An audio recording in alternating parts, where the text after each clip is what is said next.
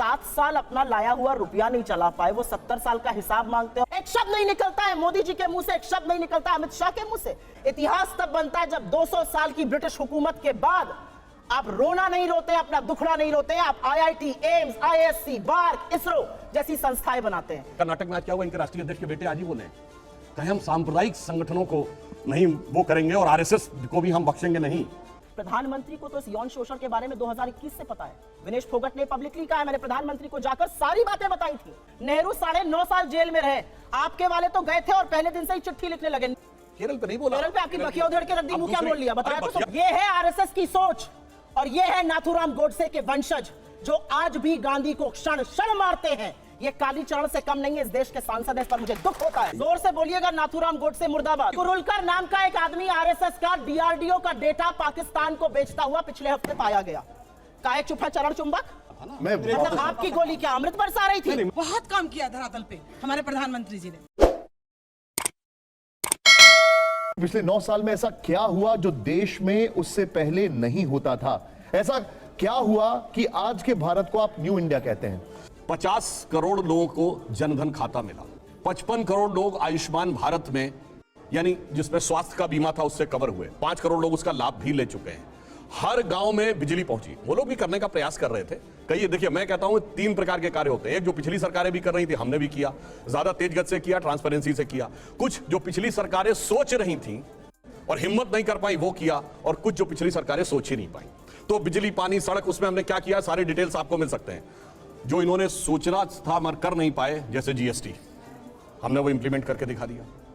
तीसरी कुछ ऐसी चीजें हैं जो ये सोच भी नहीं पाए होंगे, जैसे सोलर एनर्जी में भारत बहुत आगे बढ़ा, वो तो एक अलग बात है, मगर एक इंटरनेशनल सोलर अलायंस बनेगा, यानी हम विश्व में सौर ऊर्जा के नेता बन के उभरेंगे, ये किसी को समझ में नहीं आया होगा। यह बदलाव हमारे टाइम में आया। मोबाइल मैन्युफैक्चरिंग में 2nd नंबर की दुनिया में देश बन गए, कार मैन्युफैक्चरिंग में भी 3रे नंबर के देश बन गए, सौर ऊर्जा में हम बहुत आगे निकल गए। और बाद में कहूं क्या बदलाव आया, आज श्री राम जन्मभूमि का उभरता हुआ मंदिर देखिए, महाकाल का कॉरिडोर देखिए, काशी विश्वनाथ का कॉरिडोर देखिए, और इतना ही नहीं, उभरता हुआ भारत की शक्ति का प्रतीक नया संसद भवन देखिए। तो ये बदलाव आया। अभी मजा आएगा ना भिड़ो। इन्होंने एक बहुत लंबी फेहरिस्त बताई कि इन्होंने क्या क्या किया। उसमें अंडरलाइनिंग पार्ट ये भी था कि कौन सी चीजें जो आपने सोची आप नहीं कर पाए, और कौन सी चीजें जो आपने सोची नहीं वो भी इन्होंने कर दिया। आप लोग कहते हैं कि इन्होंने कुछ किया नहीं, ये न्यू इंडिया नहीं है। आपका तर्क क्या है? नाकामी के 9 साल इसको ऐसे ही नहीं कहा जाता है। ये 9 साल अद्भुत थे क्योंकि इसमें ऐसे ऐसे जुमले हमने सुने जो हमने कभी नहीं सुने थे। मैं छोटी सी बात कहकर अपनी बात शुरू करती हूँ। आज हर व्यक्ति बैंक जा रहा है अपना 1 या 2 या गड्डी 2000 की बदलने के लिए। जो 7 साल अपना लाया हुआ रुपया नहीं चला पाए, वो 70 साल का हिसाब मांगते हैं और 9 साल का सीना ठोक रहे हैं। ये इनकी असलियत है। अब आपको मैं क्रमवार तरीके से बता देती हूँ इस देश ने क्या देखा।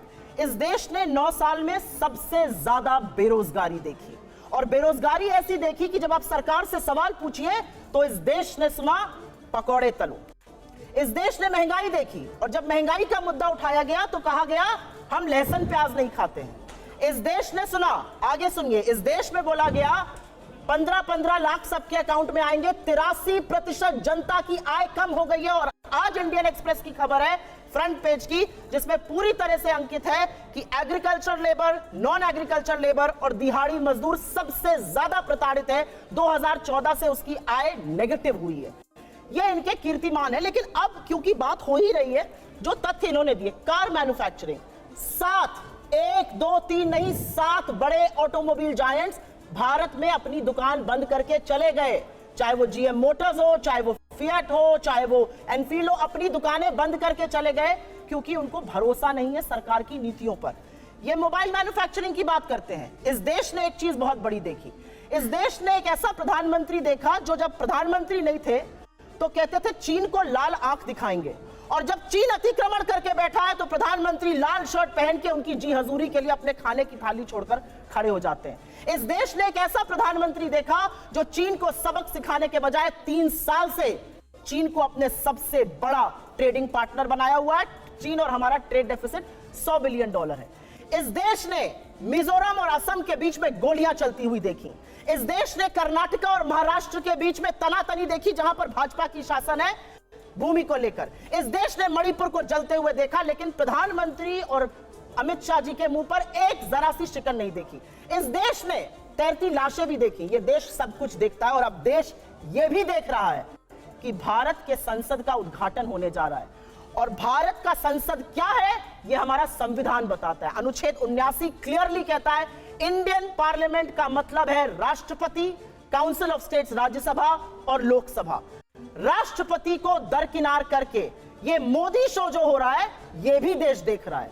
किराए के लोग ले जाकर जो बाहर शो होता है वो भी देश देख रहा है। और ये देश आज एक सवाल पूछ रहा है, जब रामनाथ कोविंद जी राष्ट्रपति बने, आपने कहा दलित राष्ट्रपति हैं, दलित राष्ट्रपति, आपने बहुत ढिंढोरा पीटा, अच्छी बात है। उनको शिलान्यास के लिए क्यों नहीं बुलाया गया? क्या राष्ट्रपति का हक नहीं है?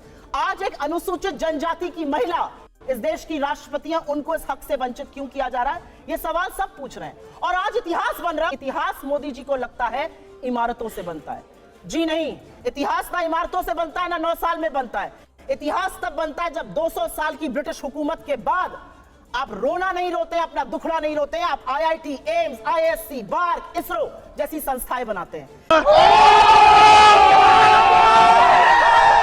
इतिहास तब बनता है जब 19वीं सदी के भारत में आप 21वीं सदी की IT और टेलीकॉम रेवोल्यूशन की नींव रखते हैं। इतिहास तब बनता है जब 1991 में आप अपनी इकोनॉमी को खोलते हैं और ग्लोबलाइजेशन का एक अहम हिस्सा बनते हैं। इतिहास तब बनता है जब 2004 से 14 के बीच आप 27 करोड़ लोगों को गरीबी की सीमा रेखा के ऊपर खींचते हैं। मनरेगा, खाद्य सुरक्षा अधिनियम, right to education, right to information जैसे कानून लाते हैं। एक ऐसा अधिनियम बताएं जो लाए। इन्होंने 23 करोड़ लोगों को इस देश में गरीबी की सीमा के नीचे ढकेलने का काम किया है। ये इनके 9 साल का फलसफा है। कोई एक ऐसा अधिनियम बताइए जो आपने जिसमें बहुत मेजर चेंजेस लाए हो। सुप्रिया जी ने आपको चैलेंज किया है, सुधांशु जी अभी। इनके और उसमें यही अंतर है। ये नियम बनाते थे, मोदी सरकार ने 2000 ऐसे नियम समाप्त किए हैं जो रिडंडेंट, अप्रासंगिक हो चुके थे, व्यर्थ के हो चुके थे, पर केवल सरकारी कार्य में बाधा उत्पन्न करने के लिए बने हुए थे। अमित शाह जी ने मुझे स्वयं बताया था कि जब वो गृह मंत्री बने गुजरात के, तो जानते क्या था? 1965 की लड़ाई के समय गुब्बारे पाकिस्तान की तरफ से आते थे, वो कुछ पेपर डाल देते थे भारत की तरफ, तो हर हफ्ते पुलिस की रिपोर्ट आती थी कि इस साल कोई गुब्बारा नहीं आया। अरे भैया, सैटेलाइट का जमाना आ गया और गुब्बारे का नियम बना हुआ, नियम का पालन हो रहा था। ऐसे एब्सर्ड रूल्स को हटाने का काम किया। यह हमारी इनकी सोच में अंतर है। अब मैं सिर्फ फैक्ट्स बोल देता हूं, बजाय इसके कि जैसे इन्होंने कुछ कहा ये हुआ वो हुआ। क्रिस्टीना जॉर्जिवा IMF की चेयरमैन है, उन्होंने कहा कि अगले साल भारत दुनिया में 15% ग्रोथ को कंट्रीब्यूट करेगा, वर्ल्ड की ग्रोथ में 15% कंट्रीब्यूट करेगा। अब तो सच बोलते, ठीक है। जब हमारी सरकार आई तो हम सेकंड बिगेस्ट कंज्यूमर थे, क्योंकि हमारे यहां सबसे ज्यादा आबादी भी है। दूसरे नंबर पे, अब नंबर 1 पे हो गई। पर पता है 92% मोबाइल हैंडसेट बाहर से आते थे। आज हम सबसे बड़े प्रोड्यूसर हैं, 97% मोबाइल हैंडसेट हमारे बनते हैं। क्या बोला तूने? वो बनाने वाले कोई थोड़ी है, वो तो आसमान से कहीं जिन्नात आके बना रहे होंगे। 37 किलोमीटर पर डे अगर रोड बन रही है तो ये भी कोई रोजगार थोड़ी सृजित हो रहा है, वो कोई हवा से आके बना रहे होंगे। 3.5 करोड़ मकान बन गए प्रधानमंत्री आवास, वो भी किसी ने आके हवा में बना दिए होंगे। मगर अब क्या बताएं, अब ये कहते हैं चीन के अतिक्रमण की बात। अब जिनके दिमागों के ऊपर चीन ने अतिक्रमण कर रखा है कॉन्ट्रैक्ट्स के थ्रू, अब उसके लिए क्या करें? चाइना को हमने, अब ये लोग ये बहुत सेंटेंस बोलते हैं, चाइना को हमने, चाइना के शी जिनपिंग को झूला झुलाया था। बताएं कैसा झूला झुलाया उन्होंने? आज मैं पूछूं, चाइना के साथ दुनिया के कौन से देश खड़े? सिर्फ 2, नॉर्थ कोरिया और पाकिस्तान। चाइना का नक्शा याद करिए, इधर है पाकिस्तान, इधर नॉर्थ कोरिया। वो झूला झूल रहा, north Korea Pakistan, north Korea Pakistan, north Korea Pakistan, बाकी खत्म। इन्होंने कुछ बातें बोली और उन बातों को बोलने से पहले मैं एक महिला हूं, आधी आबादी की बात कर लेते हैं। यहां से मुश्किल से 10 या 15 किलोमीटर दूर पर इस देश की सबसे डेकोरेटेड, सबसे सम्मानित वो लड़कियां जिन्होंने बड़े बड़ों को पटखनी देके हम सबके सीने गर्व से चौड़े किए, 1 महीने से बैठी हैं और यौन शोषण का आरोप आपके सांसद पर लगा रही हैं। आपके मुंह से एक शब्द नहीं फूटता है, एक शब्द नहीं निकलता है मोदी जी के मुंह से, एक शब्द नहीं निकलता अमित शाह के मुंह से। क्या ऐसी आपकी फंसी है ब्रजभूषण शरण सिंह से कि आप नहीं बोलते हैं? ये सवाल मैं एक महिला होने के नाते पूछती हूँ, मैं एक महिला होने के नाते पूछती हूँ। बिल्किस बानो के अपराधियों को किसने रिहा किया? क्योंकि वो मुसलमान थी तो आप बोलेंगे नहीं। अंकिता ठाकुर का जिसने कत्ल किया, जिसने उसको जिस्म फरोशी में ढकेला, वो आपके विधायक का बेटा था। आप क्यों चुप हैं? आपने वहां पर इमारत ही गिरा दी कि सबूत ही ना मिले। आपका विधायक दोषी पाया गया है हत्या और सामूहिक बलात्कार का, कुलदीप सिंह सेंगर। ये बात करेंगे महिला सुरक्षा पर। ये चूड़ियां भेजते थे प्रधानमंत्री को, आज इनके मुंह से एक शब्द नहीं फूटता। महिलाएं इस देश की पूछ रही हैं और आपको भी पूछना चाहिए, क्यों चुप है मोदी सरकार जब हमारी बेटियां जंतर मंतर पर 1 महीने से बैठी हैं। उन लड़कियों के आंसू देखकर, और आज की खबर फिर से मैं कोट कर रही हूं, एक समर कैंप होता था साक्षी मलिक बनने के लिए, तमाम लड़कियां वहां पर आवेदन देती थी। आज की स्थिति यह है कि बलात्कार और यौन शोषण की खबरों के बाद एक एप्लीकेशन नहीं आई है। यह इस देश की बेटियों के साथ ये कर रहे हैं, ये हमें पाठ पढ़ाएंगे। इन्होंने एक बहुत बड़ी बात बोली और वो बात बोलते बोलते पाकिस्तान पर चले गए। आज तक इस देश का यह न्याय था कि आज तक आईएसआई ने हमारी जमीन पर पैर नहीं रखा था। आईएसआई को पठानकोट बुलाकर आप निरीक्षण कराते हैं, लाहौर आप चले जाते हैं लपके हुए, भगवान जाने सेवई खाने या बिरयानी खाने, और सवाल हमसे आप पूछिएगा। आसिया अंद्राबी आपका चेहरा बनती है श्रीनगर में और सरहद पार जाके आतंकवादी गतिविधियों में शामिल है। आप एक दुर्दांत आतंकवादी को, यूसुफ को वहां पर टिकट देते हैं क्योंकि आपको अपनी सत्ता करनी है। ये कैसे लोग हैं? ये किस तरह के लोग हैं? ये जाबाजों की शहादत पर चुप रहेंगे, मणिपुर जलेगा ये चुप रहेंगे, ये प्रचार करते रहेंगे। इनको ये याद है कि इनको क्या क्या कहा गया। कर्नाटक जाकर क्या कहते थे साहब, मुझे फलाने ने ये कहा। कर्नाटक ने क्या कहा? कर्नाटक की जनता ने कहा मुद्दे है बेरोजगारी, मुद्दे है महंगाई और मुद्दा है भ्रष्टाचार। अगर उस पर बात होगी तो हम बात करेंगे, नहीं तो विपक्ष में बिठाने का आपको काम करेंगे। साहब हिमाचल गए थे, हार गए, कर्नाटक गए, हार गए, और ये विश्वगुरु बने फिरते हैं। इनकी बातें सुन लीजिए तो भारत शायद 1947 में ही आजाद हुआ हो, के बाद अब 2014 में आजाद हो गया हो। मेरा अपना मानना है कि कुछ बातें जब समझ में नहीं आती है उसको नहीं बार बार बोलना चाहिए। मैंने आपको एक बार पहले भी शो पे समझाया है। हम मैन्युफैक्चरिंग कर रहे हैं मोबाइल की, जी नहीं, हम मोबाइल फोन की असेंबली कर रहे हैं। हमारा जो इंपोर्ट का बिल बढ़ा है वो इसलिए बढ़ा है क्योंकि हम उतना पार्ट असेंबल कर रहे हैं, वैल्यू एडिशन नेगेटिव है। हमारा जो कार का एक्सपोर्ट का मार्केट था वो कम हो गया है। सच को स्वीकारिए साहब, तब आप सच का समाधान कर पाइएगा। बेरोजगारी नहीं है, महंगाई नहीं है, अडानी ने कोई महाघोटाला किया ही नहीं है, चीन है ही नहीं। जब आप आंखों पर पट्टी बांधकर शासन चलाइएगा तो देश का वो हाल होगा जो हो रहा है। मैं तो एक महिला होने के नाते एक ही सवाल पूछना चाहती हूं कि हाथरस की गुड़िया को आप 2:30 बजे जलवाएंगे, दोषी रेप में आपके विधायक पाए जाएंगे, आपके सांसद के ऊपर यौन शोषण का आरोप है, आपके विधायक का बेटा एक लड़की के कत्ल का मुलजिम पाया जाता है। आप अब महिलाओं की बात कब करिएगा? बेटी बचाओ बेटी पढ़ाओ का नारा देने वालों से यह सवाल मेरा है कि साक्षी मलिक और विनेश फोगट से आप कब मिलने जाइएगा, उसका जवाब दीजिए। जवाब दे दो। हमने किसी जाकिर नायक को शांति का मसीहा कहने वाले, इशरत जहां को बेटी कहने वाले, अफजल को हालात का मारा कहने वाले, हाफिज को साहब कहने वाले, ओसामा को जी कहने वाले, बुरहान वानी को भटका नौजवान कहने वाले आतंकवाद पे भाषण दे रहे हैं। कहते हैं आईएसआई भारत की धरती पे नहीं था। मैडम, आपकी सरकार के समय में रिपोर्टें हैं आईएसआई के कितने मॉड्यूल्स काम कर रहे थे, और जो आप बता रही हैं वो कहानी तो बहुत पुरानी हो गई। उसके बाद तो जो ठुकाई हुई कहां, उरी में, जो कुछ हुआ बालाकोट में। आपने लास्ट में कहा शायद देश 1947 में, 2014 में नहीं, आप 47 से मानते हैं। ये राष्ट्र सनातन है, चिरंतन है, 1947 में पैदा हुआ नहीं है। इसीलिए इस राष्ट्र को कोई अपने को फादर कहने लगता है, कोई क्रिएटर कहने लगता है, कोई राष्ट्र का निर्माता कहने लगता है। ये राष्ट्र, मैं विनम्रता से और चुनौती से पूछता हूं, G7 कंट्रीज और G20 कंट्रीज में एक देश बताएं जहां महंगाई की दर हमसे ज्यादा हो और विकास की दर हमसे कम हो। हम दुनिया में सबसे बेहतर स्थिति। अब आता हूं गलवान पे। गलवान में हमारे 20 सैनिक बलिदान हुए हैंड टू हैंड फाइट में। देखिए चीन पे इनको कितना भरोसा है। आप प्रैक्टिकली सोचिए, गोली नहीं चली, हाथ की लड़ाई में 20 लोग मारे गए, उधर से एक को घायल नहीं हुआ, और भारत की सेना पे भरोसा नहीं है। और अगर मैं पूछूं, जो हमारे जवान वहां बलिदान हुए थे वो किस रेजिमेंट के थे? पता है आपको? बिहार रेजिमेंट। बिहार रेजिमेंट का युद्ध उद्घोष जानते क्या है? बहुत घनघोर सांप्रदायिक लगेगा आपको। बिहार रेजिमेंट का युद्ध उद्घोष है बजरंग बली की जय, मगर वो इनको लगता है सांप्रदायिक। राजपूत रेजिमेंट का युद्ध उद्घोष है राजा रामचंद्र की जय, सुनिए। और जो हमारी गोरखा रेजिमेंट का युद्ध उद्घोष है जय जय महाकाली आयोरी गोरखाली। मगर अफसोस है कि भारत की ऊर्जा ओजस्विता के सारे प्रतीकों को सांप्रदायिक कह के आपने उनको धोतरा करने का प्रयास किया। और कर्नाटक में आज क्या हुआ? इनके राष्ट्रीय अध्यक्ष के बेटे आज ही बोले कहे हम सांप्रदायिक संगठनों को नहीं वो करेंगे और आरएसएस को भी हम बख्शेंगे नहीं। अरे भाई, बड़े मियां तो बड़े मियां, छोटे मियां सुभान अल्लाह। और मैं इनसे विनम्रता से पूछता हूं, अब आप अपना वादा निभाइए। आपने कहा था हम 6% मुस्लिमों का आरक्षण देंगे, मुस्लिम आरक्षण देके दिखाइए। उन्होंने पहलवानों का जिक्र किया और उसको उन्होंने महिलाओं से जोड़ा। बजाओ ताली, पहलवान बैठे 1 महीने से, बजाओ ताली। ये यहाँ देश पर की बेटियां न्याय मांग रही है, बजाइए ताली, सुप्रिया जी, बजाइए। नहीं, मैं तो जनता से पूछना चाहती हूँ, देश की बेटियां न्याय मांग रही है, क्या तो निर्लज ताली बजा रहे हैं और बजाओ ताली, क्योंकि उसमें से कोई सवाल ये बेटी और बहन निकल हो सकती है।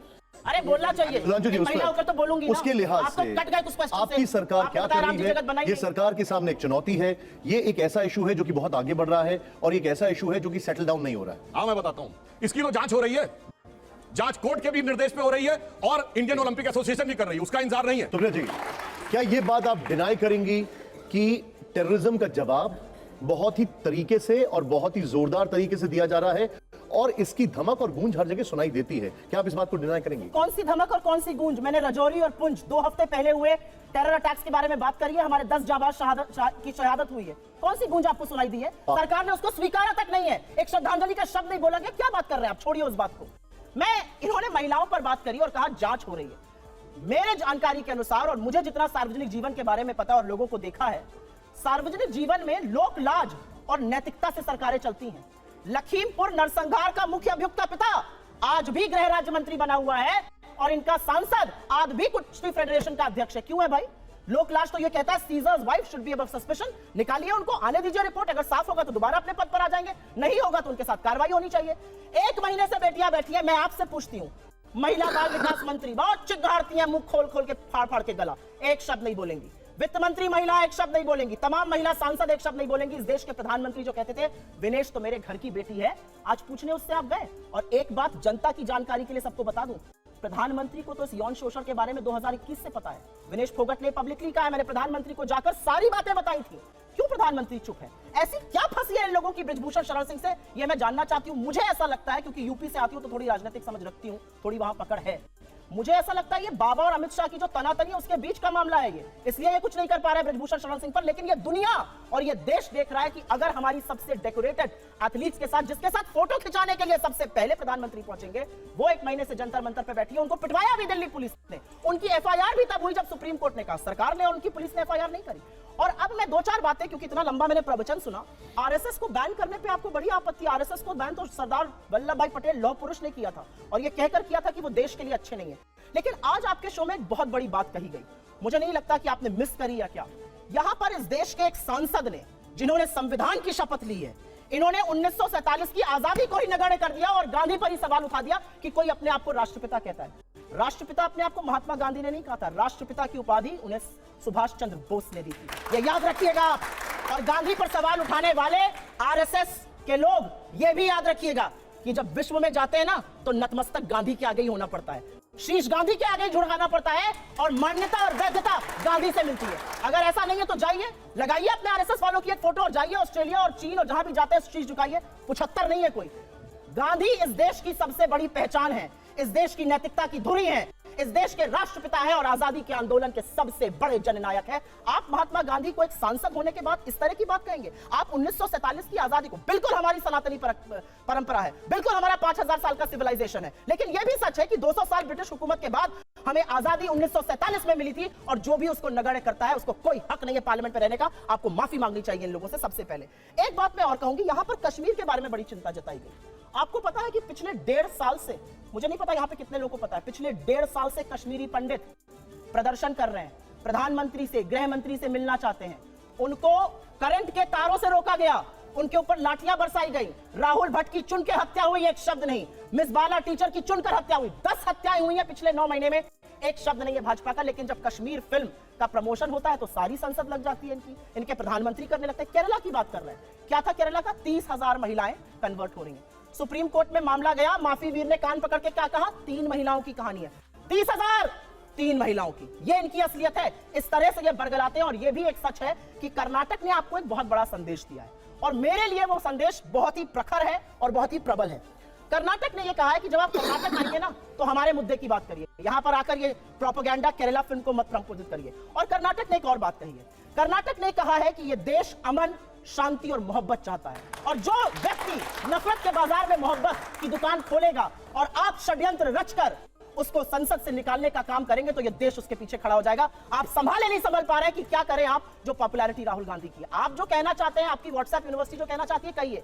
अगर राहुल गांधी आपके लिए लगा रहे हैं तो आपकी पूरी कैबिनेट, आपके सारे चरण चुंबक, आपके जितना गोदी मीडिया है, एक साथ मिलकर उनको अटैक नहीं करता। मुझे लगता है कर्नाटक ने एक बहुत प्रबल संदेश दिया है। अगर आप इस देश के लिए कोई भी कीमत चुकाने को तैयार है तो हम आपके पीछे मुस्तैदी से खड़े हैं। ना पढ़ना चाहिए या आप। इलेक्टोरल पॉलिटिक्स को अगर आप पॉलिसी से जोड़ रही हैं तो फिर क्या ये समझा जाए कि उत्तर प्रदेश, गुजरात और नॉर्थ ईस्ट ने कांग्रेस को रिजेक्ट कर दिया है? बिल्कुल भी नहीं, बिल्कुल भी नहीं। चुनाव होते हैं, कुछ चुनाव हम हारते हैं, कुछ हम जीतते हैं। तो क्या ये माना जाए, आप जैसे कर्नाटक का संदेश बता रही है, वहां का क्या संदेश है? मेरी बात सुनिए, क्या ये माना जाए कि देवभूमि ने हिमाचल में इनको रिजेक्ट कर दिया है?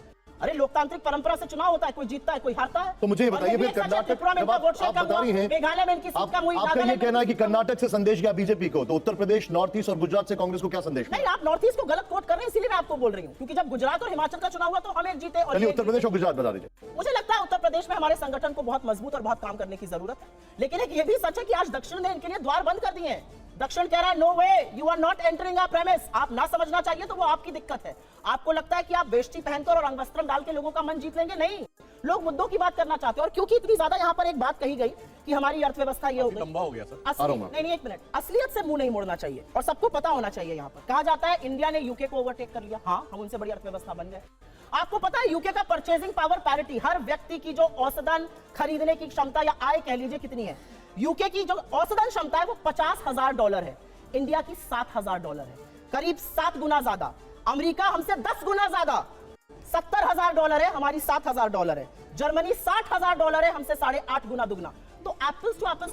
व्हाट्सएप यूनिवर्सिटी का यही देखिए, आपने जो बताया कि आपको असलियत समझ में नहीं आती। मैं आपको कुछ फैक्ट्स भी दिखा देता हूं। एक मिनट में एक फिफ्थ लार्जेस्ट इकोनॉमी आईएमएफ ने कहा, व्हाट्सएप यूनिवर्सिटी ने नहीं कहा भाई। अरे भैया, कुछ भी परचेजिंग पावर, अरे भाई आईएमएफ में तो डॉक्टर मनमोहन सिंह रह चुके हैं। एक मिनट, आप लोगों ने देखिए, अब इनको नहीं पता, खैर, मगर आपने देखा पूरे प्रवचन में केरल से मुंह मोड़ ले गए। केरल पे नहीं बोला, केरल पे आपकी बखिया उधेड़ के रख दी, मुंह क्या बोल लिया? बताया तो सुप्रीम कोर्ट उधेड़ी, अभी तो बता रहे हैं। आप बोले मैंने डिस्टर्ब नहीं किया, डिस्टर्ब नहीं किया। वो बीच में तीन की तो मूवी में कहानी है, और जिसके चलते हुए मिडिल और अपर मिडिल क्लास की हिंदू और क्रिश्चियन गर्ल्स को टारगेट, मतलब अपने नेता को भी झूठा साबित कर दो, दूसरे को भी झूठा साबित कर दो, उसके बाद कह दो ये व्हाट्सएप यूनिवर्सिटी है और फलाना दिमाग, ये सारी बातें। और दूसरा, इन्होंने राष्ट्रपिता पे कहा, तो हम तो सिर्फ ये कहना चाहते हैं, हम तो इस देश को भारत माता मानते हैं। अब जो माता का पिता अपने को मानता हो वो इस बात के ऊपर विचार कर ले, बस यही अंतर है। और इनके मुंह से एक और बात निकली कि 200 साल की गुलामी, 200 साल की गुलामी, यही तो अंतर है। अरे गुलामी 200 की नहीं, 800 साल की थी। अगर 200 साल की गुलामी थी, छत्रपति शिवाजी महाराज जिससे लड़ रहे थे वो संघर्ष नहीं था, महाराणा प्रताप लड़ रहे थे वो संघर्ष नहीं था, गुरु गोविंद सिंह लड़ रहे थे, यही अंतर है। कहा दक्षिण का द्वार बंद हो गया। अच्छा बताइए, कर्नाटक से पहले कांग्रेस की दक्षिण के कितने राज्यों में सरकार थी? बोलिए। पहले आप ये बताइए, दक्षिण के किस राज्य में सरकार थी? तेलंगाना में थी, आंध्र में थी, तमिलनाडु में कहीं नहीं थी सरकार। मुझे जवाब चाहिए, क्योंकि आपके शो पर ये बड़ी बात हुई है। आपके शो पर ये बड़ी बात हुई है कि भाजपा के एक सांसद ने कहा है कि राष्ट्रपिता गलत है। अरे मैं कहता हूं सनातन राष्ट्र है। 5000 साल आपने बोला, तो 1869 में हुए कोई उत्पन्न हुए व्यक्ति राष्ट्रपिता कैसे हो गए भाई? पानी पीजिए। अरे भाई मैं तो कह रहा हूं ना, 5000 साल की सभ्यता थी ना। आप पहले ये बताइए, राष्ट्रपिता कहना उनको गलत है या सही है? हाँ, मैं बिल्कुल बताता हूं, सुनिए। भगवान, सुनिए, हाँ या ना में जवाब देना। बिल्कुल, मैं बोल रहा हूं, जवाब तो सुनिए ना। जवाब जलेबी मत। गांधी जी का, महात्मा गांधी की बात हो रही है। गांधी जी का राजनीतिक दर्शन क्या था? राम राज्य। गांधी का हाँ या ना में जवाब दीजिए। सुनिए तो पहले, मैं डिस्टर्ब नहीं किया आपके बीच में। गोडसे आप क्या सुनिए तो भाई, बोल डालो और आप यहाँ पे मुझसे आके बेकार की आपने बात। जवाब, आपने सवाल पूछा। ये है नाथुराम गोडसे की आप हड़बड़ा रहे हैं। बगल में जिंदा है, आपके सामने जिंदा है। तो हड़बड़ाइए नहीं। गांधी जी का नित्य का भजन था रघुपति राघव राजा राम। गांधी जी का अंतिम शब्द था हे राम, जो समाधि पर आज तक लिखा है। और भगवान राम ने क्या बोला? जननी जन्मभूमिश्च स्वर्गादपि गरीयसी। यदि वो इस देश को अपनी माता मानते हैं, तो आप कैसे कह रहे हैं कि उनसे, राम से ऊपर उनका कोई पिता हो गया? आपके सामने मेरे दो सिर्फ सीधे सवाल हैं। सीधे सवाल बताइए। जोर से बोलिएगा, नाथुराम गोडसे मुर्दाबाद। मैं कहता हूं कहिए गांधी परिवार मुर्दाबाद। शरीर का हत्यारा बड़ा, आत्मा का हत्यारा बड़ा। बोलिए, शरीर बड़ा कि आत्मा बड़ी? बोलिए। गांधी राष्ट्रपिता एक व्यक्ति के लिए नहीं है, उस विचार के लिए। बोलिए, मैं भी तैयार हूं। बोलिए, चिल्लाइए मत, बोलिए ना। अरे जोर से आपने बोलने का, आप करे चिल्लाइए। अब मेरा बोलने का टर्न है। ये है आरएसएस की सोच और ये है नाथुराम गोडसे के वंशज, जो आज भी गांधी को क्षण क्षण मारते हैं। ये कालीचरण से कम नहीं है। इस देश के सांसद है, इस पर मुझे दुख होता है। दुख है इस बात का कि इस देश के प्रधानमंत्री को वैधता गांधी से मिलती है, शीश गांधी के आगे झुकाना पड़ता है, और यहां गांधी पर सवाल उठ रहा है। आपने सही कहा, गांधी के अंतिम शब्द हे राम थे, लेकिन अगर हम सच थे कि झूठ मत बोलिए। अरे राम समाधि में लिखा सच है, झूठ नहीं बोलिए, बाकी आगे बोलिए। देखिए, बोल नहीं पा रही है कि गांधी की समाधि में लिखा सच है। इस देश में सबसे बड़ा श्री राम का उपासक महात्मा गांधी थे, जिन्होंने आत्मसात किया राम राज्य को, जिन्होंने बोला दैहिक दैविक भौतिक तापा, राम राज्य नहीं कहूं व्यापा। आप मुझे एक बात बताइए, उसको मारने वाले के मुर्दाबाद कहने में, कि गोस्वामी तुलसीदास ने बोला, उसको मारने वाले के साथ आप क्यों खड़े हैं? कुछ भी मैंने कहा आत्मसात किया, सुना करिए, कान में मैल है क्या, साफ कराइए जाकर। आत्मसात करने को बोला।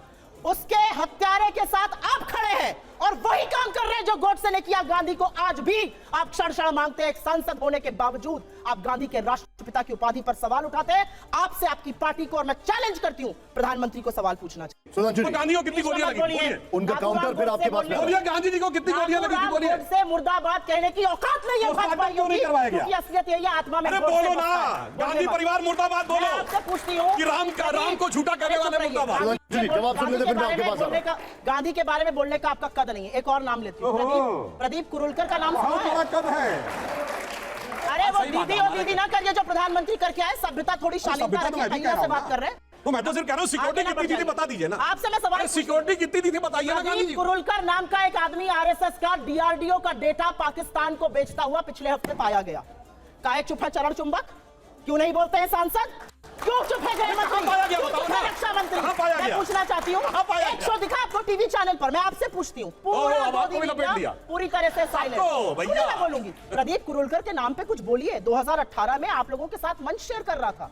2018 में मोहन भागवत जी के बगल में बैठा था। पाकिस्तान को हमारा डेटा बेचता हुआ डीआरडीओ का साइंटिस्ट पाया गया और आप चुप रहना चाहते हैं। और मैं सिर्फ एक बात पूछना चाहती हूँ, यहाँ पर आकर बड़ी बड़ी बातें करने से बेहतर है, मैंने आपसे एक सवाल पूछा है। प्रधानमंत्री कहते हैं विनेश मेरे घर की बेटी है, उस बेटी की टोह प्रधानमंत्री क्यों नहीं ले रहे हैं? इसमें जरा जरूर बताइएगा। और 200 साल पे नहीं बोल पाएंगे, क्योंकि 200 साल तो इन्होंने मुखबिरी और माफीनामे लिखे, तो बोल ही नहीं सकते हैं। इसलिए आजादी को कम आंकते हैं, क्योंकि 200 साल इन्होंने मुखबिरी का काम किया। हम अंग्रेजों के खिलाफ थे, अंग्रेजों के साथ खड़े थे, तो 200 साल बोलने की ना इनकी औकात है ना हैसियत है, ये असलियत है। और गांधी के राष्ट्रपिता होने पर जो सवाल आज उठाया गया है, ये बड़ा मुद्दा है और इनको माफी मांगनी पड़ेगी। इसलिए मांगनी पड़ेगी क्योंकि आपने इस देश की आत्मा पर सवाल उठा दिया है। आप माफी मांगे बिना यहां से नहीं जा सकते। मैं जवाब देता हूं, सुनिए। आप जवाब दे नहीं सकते, आप जलेबी बनाते हैं। जलेबी नहीं, बिल्कुल सच बोल रहा हूं। आप सच बोलते हैं। सच बोलने की भी ट्रेनिंग मिली है क्या आपको? मुझे लगा सिर्फ प्रोपेगेंडा फैलाने की ट्रेनिंग। चंद्रगुप्त मौर्य, सम्राट अशोक, जिनको भगवान का दर्जा हुआ, भगवान बुद्ध, भगवान महावीर, भगवान कृष्ण, भगवान राम, सब इस धरती को क्या मानते? माता भूमि पुत्रो हम पृथिव्या। अब आप कुछ होता है कि उसका कोई पिता होना चाहिए या नहीं होना चाहिए। दूसरी बात नहीं तो बोलना है, कौन वो बुलाता है, कौन वो करता है? बड़े मोदी जी के शिष्य बन गए आप। राजनीति को छोड़ दिए क्या? ये बताइए, छोड़िए। मैं एक बात कहता हूँ, आप सीधी बात बताइए, या ना बताइए कहाँ संविधान में लिखा है? या ना? बताइए कहाँ लिखा राष्ट्रपिता? बोलिए या ना? बोलिए ना, बताइए कहाँ लिखा है? मैं आपसे सवाल पूछ रही हूँ, इस देश में राष्ट्रपिता मैंने तो जवाब दे दिया को दी गई। क्या सुभाष चंद्र बोस ने गलत कहा था? हाँ या ना बताइए आप। क्या बोस बाबू ने गलत कहा था राष्ट्रपिता कहकर महात्मा गांधी को? क्या सुभाष चंद्र बोस ने गलत कहा था? हाँ या ना बताइए। भैया मुंह निकल जाएगा हमारा ऐसा करेंगे तो। अभी संसद का भवन का उद्घाटन हुआ जो इरविन ने किया था। इरविन के साथ कांग्रेस का पैक्ट 1931 मार्च में हुआ। मार्च 1931 से 15 अगस्त 47 तक केवल 1942 का भारत छोड़ो आंदोलन, जो 2 महीने में अंग्रेजों ने सप्रेस कर दिया था, कुचल दिया था। इसके अलावा एक आंदोलन बताइए 31 से 47 कौन सा पैक्ट किया था इरविन से? बोलिए 31 से 47 तक कौन सा आंदोलन की बात हो ही रही है, तो 1942 का जो क्विट इंडिया मूवमेंट था, जो मौलाना आजाद, सर हम 9 साल से, एक मिनट मुझे बोलने दीजिए। मैम एक सेकंड, हम 9 साल से डिफ्लेक्ट करके 1947 के पहले चले गए। मुझे बार-बार वही ले जाते हैं ना। जितनी देर ये लेंगे तो उतनी देर तो मुझे भी हक है ना। आप उससे मुद्दे से तो भटक नहीं सकते ना मैम। मुद्दे से आप इनको रोकते भटकाने को, मुझे क्या रोक रहे हैं? नहीं, ले गए ना। मेरा ये जवाब दोनों के लिए है। अरे राष्ट्रपिता का जो अपमान आप कर रहे हैं, पहले इन्होंने यूज किया था, हमने नहीं। 1942 का quit India movement Maulana Azad हमारे अध्यक्ष से गांधी जी के आह्वान पर हुआ। आपको पता है अंग्रेजों को किसने चिट्ठी लिखी थी, कैसे सप्रेस किया जा सकता है इसको? श्यामा प्रसाद मुखर्जी ने। कांग्रेस की सारी सरकारों ने रिजाइन कर दिया था, लेकिन सिंध में, बंगाल में और एनडब्ल्यूएफपी में मुस्लिम लीग के साथ मिलकर श्यामा प्रसाद मुखर्जी और इनके लोग सरकार चला रहे थे। 1911 से ही माफीनामे लिखने शुरू कर दिए थे। आप किस देश की, किस आजादी के आंदोलन की बात करिएगा? नेहरू 9.5 साल जेल में रहे, आपके वाले तो गए थे और पहले दिन से ही चिट्ठी लिखने लगे। नेहरू ने डिस्कवरी ऑफ इंडिया लिखी जेल में, आप जेल में रह के किताब लिखी, जलवायु जलाल से सेक्रेटरी। और सुन लीजिए आगे, बोल दिया जेल में रह के किताब लिखी। इन्होंने कहा किसको फांसी लगी? सबसे बड़े तो राष्ट्रपिता महात्मा गांधी को आपके ही लोगों ने 3 गोलियों से भून डाला था। मैंने अंग्रेजों की कांग्रेस के अध्यक्ष रह चुके थे, कांग्रेस के शीर्ष नेतृत्व के, और कोई प्रमाण? अंग्रेजों की गोली से मैंने कहा था ना। मतलब आपकी गोली क्या अमृत बरसा रही थी? नहीं, मैं तो अंग्रेजों के लड़े थे ना।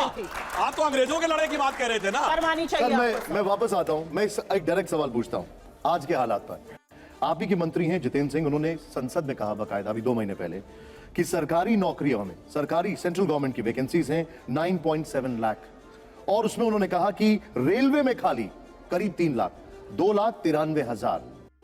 क्या आपको लगता है कि ये एक ऐसा एरिया है या ये एक ऐसा एरिया और है जहां पर सरकार एम्प्लॉयमेंट जनरेट नहीं कर पाई, जहां पर हमें बहुत कुछ करना चाहिए था लेकिन वो फेलियर रहा, और ये 9 साल में एक ऐसी चीज है जिसको शायद अच्छे तरीके से देखा जा सकता है? मैं हवा में बात नहीं करूंगा। पीरियोडिक लेबर सर्वे का डाटा जाके देख लीजिए। पिछले महीने में बेरोजगारी की दर 4.1% पे आ गई है, जो 2018 के बाद सबसे कम है। तो उसने कहा कोविड के बाद के दौर में भारत की अर्थव्यवस्था निकलकर सामने आ रही है। रोजगार प्राइवेट सेक्टर में और सरकारी सब जगह प्रचुर मात्रा में अवसर क्रिएट करने का प्रयास किया। अब मैं थोड़ा सा डेटा ड्रिवन कुछ चीजें पूछ रहा हूं आपसे। अब हम बात करते हैं सेंसस की, जो कि 2021 में फॉर वेरियस रीजंस और ऑब्वियस रीजंस है, कोरोना की वजह से डिले हुआ, वो अभी भी नहीं हो रहा। माइक्रो लेवल पर एनालिसिस में बड़ी दिक्कतें आती हैं अगर सेंसस नहीं आएगा। 2021 के अनुसार 100 मिलियन था, अब 140 मिलियन हो चुका है पॉपुलेशन। ये सारी चीजों पर ध्यान क्यों नहीं दिया जा रहा? क्या दिक्कत है? 2021 में कोविड की वजह से सेंसस नहीं हो पाया है। अब परिस्थितियां सामान्य हुई हैं तो निश्चित रूप से जो भी निश्चित समयावधि होगी उसमें सेंसस हो जाएगा। नहीं, लेकिन आपको लगता नहीं है कि कुछ ज्यादा ही चीजें डिले होती जा रही हैं, प्रोक्रेस्टिनेट होती जा रही हैं? हाँ, मानी हुई बात है। वो तो जो सेंसस डिपार्टमेंट है उसको तय करना था कि किस समय करना है और किस चीज को अधिक महत्व देना है। एक और चीज, अगर मैं बात करूं, चाहे वो सिटीजनशिप अमेंडमेंट बिल हो, चाहे वो फार्म्स लॉ हो, ये वो चीजें हैं जो आप लोगों ने कुछ आउट ऑफ द बॉक्स करने की कोशिश की लेकिन हो नहीं पाई। क्या ये एक फेलियर नहीं है? देखिए, हमने परिवर्तन करने का प्रयास किया और बीच में चूंकि ये परिस्थितियां आ गई कोविड की, इसलिए नहीं इंप्लीमेंट हो पाया, पर हमने तो एक्ट पारित कर दिया। मगर अब इस देश में सोचिए, संविधान की दुहाई देने वालों ने संसद के पारित विधेयक के खिलाफ राज्यों में विधेयक पारित किया। सुप्रिया जी, ऐसा तो संभव नहीं है ना कि कुछ भी नहीं अच्छा किया हो, कुछ भी अच्छा नहीं किया हो। ऐसा तो कुछ पॉसिबल हो ही नहीं सकता। कुछ तो ऐसा होगा जो इस सरकार ने ऐसा किया जो आपको लगता है कि वाकई में काबिल तारीफ है। इसका मैं जवाब दूंगी, मेरे पास है इसका जवाब। ऐसा नहीं है, अब इसका जवाब दूंगी। आपने 3 सवाल पूछे, तीनों का क्या जवाब मिला? सेंसस क्यों ना? सेंसस डिपार्टमेंट है। अरे भैया, सरकार तो आप ही चला रहे हैं, झुंझुना बजाने के लिए वहां पे बैठे हैं। पहली बात यह है। आपने पूछा नौकरियां 2 साल से नहीं हुई है, वैसे तो इतनी नौकरियां बन रही है हिंदुस्तान में, सबको नौकरियां मिल गई। कहां बेरोजगारी है, कहां महंगाई है, कहां करप्शन है? आज देश की यह स्थिति है कि हर साल 2 करोड़ नौकरी का वादा करने वाले प्रधानमंत्री को अपने 90 वर्ष में 71,000 चिट्ठियां बांटनी पड़ रही है, जो डाकिया घर लेके जाता था। ये नौकरी की स्थिति आ गई है। ये असलियत है इस देश में।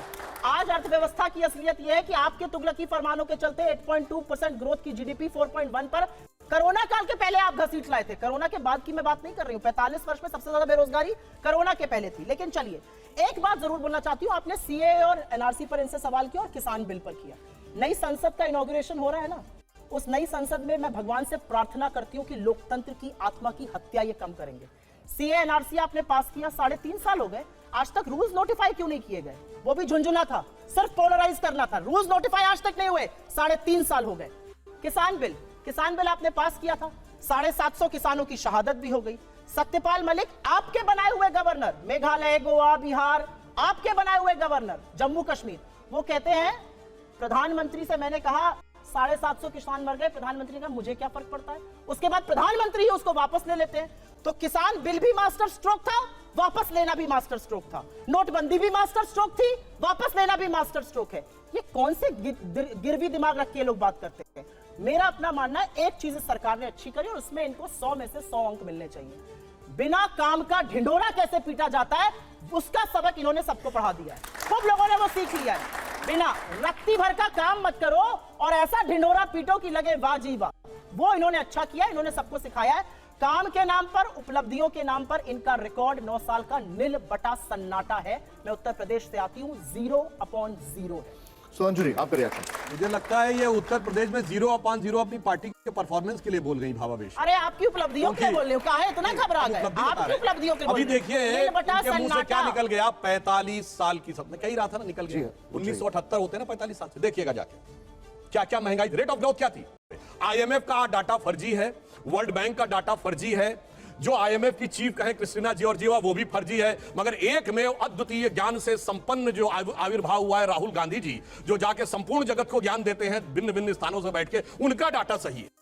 इसलिए मैं ये कहना चाहता हूं, ईमानदारी से स्वीकार करिए कि इस देश में इतना बड़ा बदलाव आया है कि आज से पहले मैं एक सिंपल सी बात कहता हूं, हर गांव में बिजली थी, हर गांव तक सड़क पहुंची थी, और दूसरा हर गांव पहुंच गई, ये भी कहता हूं, अगर बिजली आ गई, सबके सिर पर छत आ गई, इंडिया $5 ट्रिलियन की इकोनॉमी हो गया, किसानों की आय दुगनी हो गई। बताइए ये सारे वादे किए थे ना आपने। 1 मिनट, इन्होंने बहुत बड़ी बड़ी बातें कही। अरे सुनिए तो, अरे भाई 1 मिनट पूरी बात करूं, आपने 20 मिनट एक मिनट कंप्लीट करने, फिर मैं आपके पास आऊं। Please. देखिए कितनी आ रहा हूं मैं। आवादेश में पूछने लगी, ये हो गया कि नहीं वो हो गया।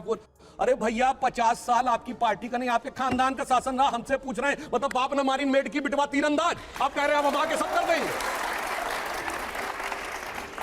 किसी को कोट कर रही हूं, जनता ही बताएगी किसको कोट कर रही हूं। जैसे जैसे रुपया गिरता है, प्रधानमंत्री की साख गिरती है। कितने पे मिला था रुपया? 60 पर। कितने पर है रुपया? 83 पर। कहां, किस गरताल में चली गई प्रधानमंत्री की साख? रुपए पर यह बात करेंगे, अर्थव्यवस्था पर यह बात करेंगे। आज मैंने इनसे एक सवाल पूछा, सीए एनआरसी लाए, आपको 3.5 साल हो गए, कानून क्यों नहीं बना रहे? किसान बिल आप क्यों लाए और आपने उसको क्यों वापस कर लिया? 750 किसानों ने 1.5 साल प्रदर्शन किया, 750 किसानों की शहादत हुई, क्यों होने दिया आपको? आप इतने संवेदनशील क्यों? आपने वर्ड यूज किया था, थोड़ा प्रोक्रेस्टिनेशन हो गया। प्रोक्रेस्टिनेशन नहीं हुआ निशान जी, ध्यान भटक गया। पता है क्यों? क्योंकि जो प्रधानमंत्री कहते थे ना खाऊंगा ना खाने दूंगा, उसका आधा लोग नहीं सुन पाए थे। कहते थे मित्रों, न खाऊंगा न खाने दूंगा, क्योंकि सब कुछ अडानी को खिला दूंगा।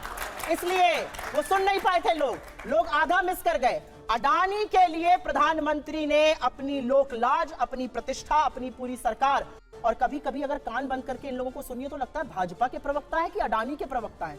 अडानी के बचाव में सारी सरकार कूदी पड़ी है। तो ये सवाल है और इन सवालों का जवाब मैं सुधांशु जी आपसे रिएक्शन ले रहा हूं। 1 मिनट मैम, बताइए क्या किससे सवाल है आपका? अरे प्रधानमंत्री ने बहुत एक जवाब तो दे दो, सारी उसके बाद दे लीजिए। गाँव में पहले गैस की नहीं थी, घर में औरतें जब खाना बनाएंगी, जब वो खाना बनाएंगी तो उनके आंखों से आंसू आएगा, उनको धुआं लगेगा। लेकिन आज देखिए प्रधानमंत्री ने उज्ज्वला गैस योजना हर गांव में, हर घर में, बिल्कुल ऐसे जगह भी मिल रही है। महिलाएं इतनी खुश है, इतनी सशक्त है, अपने परिवार को पाल रही हैं, बीमार कम हो रही हैं, उनकी हेल्थ की। सवाल क्या है आपका? मेरा सवाल है कि इन्होंने कहा कि नहीं किया है, कुछ काम नहीं किया है। बहुत काम किया धरातल पे हमारे प्रधानमंत्री जी ने। ये दूसरा सवाल है। पहला सवाल यह है कि जब भी अडानी का जिक्र होता है तो चाहे बात राजस्थान की हो या केरल की हो, कांग्रेस बैकफुट पे नजर आती है। क्या ये बात सही है? आपका भी सवाल मुझे बहुत लाजमी नहीं लग रहा है। पहले मैं उसका जवाब दूंगी जो मैडम जी ने बोला। अच्छा, अब इसका जवाब नहीं देंगे? अरे रुकिए, पहले जनता की बात सुननी चाहिए। थोड़ा आप लोग भी सुनने की आदत डालिए, सिर्फ अपने मन की बात थोपते रहे। 1200 रुपए का गैस का सिलेंडर है मैडम, पता नहीं कितने लोग भरवा पा रहे हैं। आपकी जानकारी के लिए बता दूं, मेरा आंकड़ा नहीं है, पेट्रोलियम एंड नेचुरल गैस के मंत्रालय का आंकड़ा है। 4.5 करोड़ लोग, आधे उज्ज्वला के लोग पहला सिलेंडर नहीं भरा पा रहे हैं। एक बार जो भरकर मिल गया उसके बाद रिफिल नहीं करा पा रहे हैं। 1200 का सिलेंडर है, 400 का मिलता था, 90 का सरसों का तेल था, 220 का है। आटे पर जीएसटी भी सरकार ने लगा दिया है। ये हाल किया इस सरकार ने। पकौड़ा तलने की हिदायत देते थे ना, गैस 1200 और तेल 220 का कर दिया। क्या बनाया तुमको?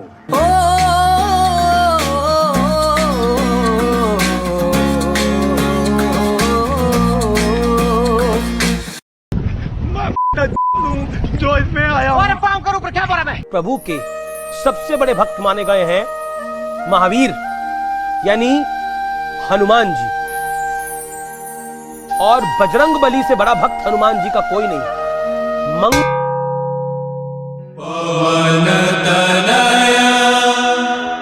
संकट